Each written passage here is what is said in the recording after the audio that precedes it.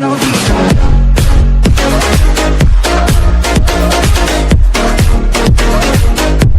The gods from Dragon Ball Super all seem to be extremely powerful.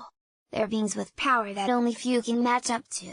The gods in Dragon Ball may seem to be immortal and invincible, however, that probably wasn't always the case. In fact, I believe many gods from Dragon Ball Super started off as mortals. However, they weren't just any mortals. They were the best of the pack, just like Goku and Vegeta are. Being the best, they grew more powerful than the others, and their power grew at an amazing rate. When their power reached the highest point, I believe it is possible that they were promoted to the status of a god. Otherwise, they started off as mortals. All the gods come from a race of mortals, who are the promoted. Of course, this greatly depends on how much effort one puts into it.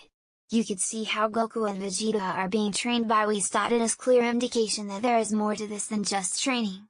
Whis might as well just want them to replace Beerus as the god of destruction sometime in the future. But, right now, they're not even powerful enough to put up a challenge up to Beerus, so they still have ways to go. So how exactly do they get promoted to god status?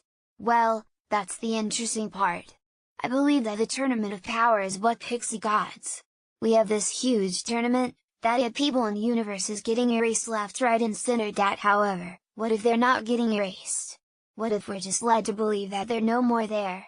I know, even the angels weren't able to sense the universes, so that must mean they're gone. However, the power of Zen-oh and the Grand Priest is way beyond their capabilities. So if they want it to appear like that, maybe they can do that. But, if the universes aren't getting destroyed, what is the purpose of having a survival tournament? As I mentioned before, I believe this is a choosing place for the gods, and not some regular tournament. All the fighters may be thinking they're fighting for survival, but in reality they would be fighting to obtain the position of a god. This also explains why there is a no-killing rule in the Tournament of Power. If people were allowed to kill, the tournament would have been very different from what it is.